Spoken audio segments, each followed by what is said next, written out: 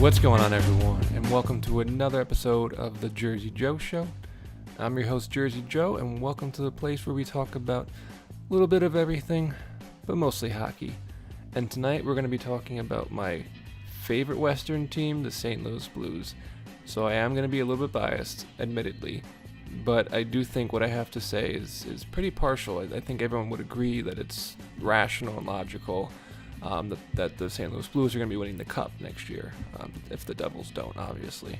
No, I'm kidding. But for some reason, I've always been drawn to the St. Louis Blues. I've always been drawn to the way they play, to their players, their system. I think they have one of the best jerseys in the league. I love their color scheme.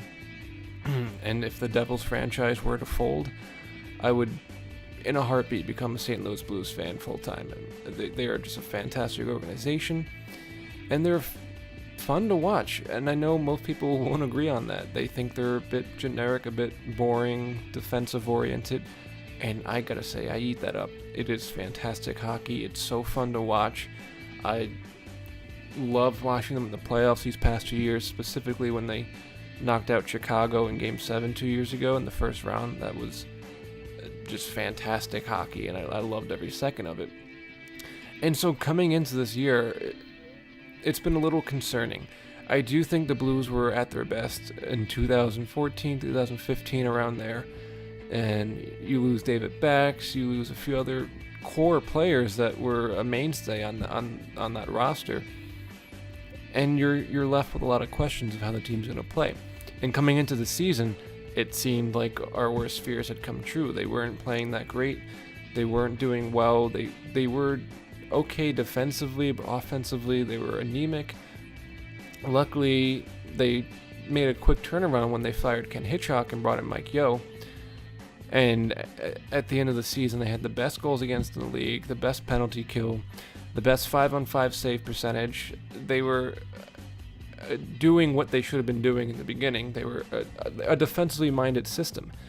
Beyond Tarasenko, there's not a ton of offensive punch back there. But when your defense and your whole system, much like the Devils, is based around defense and back checking and keeping the puck out of your zone and cycling it in the offensive zone for the right chance and working on puck possession, you don't need an Alex Ovechkin. You don't need a Connor McDavid. You will do just fine if you play as a whole team, and that's what they did. They are a team-oriented organization, and I mean that they all pull their own weight. They don't rely entirely on Tarasenko or entirely on Pietrangelo or anyone else in the back end. And so coming into this offseason, I'm assuming we're going to see this new Blues team in the fall. They made some changes in the offseason, but it was nothing too crazy. So let's take a look at what they did in this offseason. So the biggest one by far is the arrival of Brayden Schenn from Philly for Jori Lehtera. They also got Oskar Sundqvist, Bo Bennett from New Jersey, and Chris Thorburn. However, on the departures, David Perron's gone. Lehtera's gone, as I said. He was traded for Brayden Schenn. Ryan Reeves was gone. He's now with the Pittsburgh Penguins. Yakupov is gone, and Scotty Upshall is gone. Beyond the Brayden Schenn trade, there really wasn't much going on this offseason for the Blues. And that's fine. You don't need to retool and, break the bank every single summer just to try and make it. They have a fantastic core. They have one of the top superstars in the league with Tarasenko. Jake Allen is obviously an up-and-coming goaltender now. He's proven his worth. He's proven that he's better than Elliott. Elliott's gone now, so he doesn't have that pressure of trying to take up that starting goaltender spot anymore, so he can just relax and get into his groove and get into his game as a starting goaltender. And I think we saw it last year. He was doing fairly well for himself. So I think their goalie situation is solved. Their coach situation seems to be solved. Mike Yeo seems to be well liked by the players. A complete 180 from Ken Hitchcock, which I didn't realize until this summer, how just much friction is created when Ken Hitchcock is a coach. The players essentially like him only when they win games, but any other time of the week, and they can't stand the guy. So I understand that coaching style. He was probably a very tough coach. He probably didn't leave a lot of room for errors, and he tried to bring people up. But after a few years of getting knocked out in the second round, the third round, the playoffs, not making it much further. I think that kind of coaching wears on you, and it's only good for certain situations. And so I think Dallas is going to be very happy with Hitchcock, but for now the Blues are very glad that he's gone. At least that's the mentality that I'm getting from the different news articles, interviews with players that I'm seeing. He was a bit of a bit of a pain in the ass for them. I guess at the end they didn't really have respect for him, and I think they'll be much more relaxed going into the season. They won't be gripping their sticks so tight. They'll be just playing the game that they love without worrying about Hitchcock anymore. That's, like I said, what I'm getting from other sources. I don't know if that's true or not, but that just seems to be the feeling around the league ever since he got booted midway through the season. And there are a few questionable things going to next season. They have a great top six, but their bottom six is definitely missing some. You have Patrick Berglund missing a little bit of time at the beginning of the season.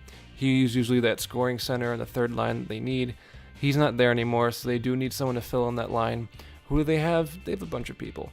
They really do. They have great depth. They have great forward depth, but a lot of them are unproven. A lot of them are rookies or young guys who don't have a lot of time in the NHL under their belt. And so you don't know what that bottom six is going to look like. But when your top four and your top six are as fantastic as the Blues, and hopefully Jake Allen just stays the same or even improves this season, I think the Blues are going to be, again, shooting for top three in the Central Division. I do think they're going to leapfrog Chicago and probably just be below Nashville. I have to be honest, Nashville is the better team at the moment, but other than that, there's no other team in the Central I can see really leapfrogging them either. And so they'll definitely be top two, top three in the Central, make the playoffs. As much as I'd love for them to get into the Stanley Cup Finals, I do think they'll get knocked out in the Western Conference Final at the latest to the Nashville Predators, if not another team before that. But like I said, it's a good team. They're great, but they need a little extra for me to call them contenders at this point. They've kind of been floundering around. I don't want to say mediocrity because they're not mediocre, but they don't have that extra little push that can take them into the Stanley Cup Finals. I just don't see it. I think they need a game breaker. They need either another fantastic forward, arguably a great center. They need either like another D-man or maybe even a better goalie, because as much as I love Allen, he's not going to save games like, Dubnyk would or Schneider or Price is going to do for their teams.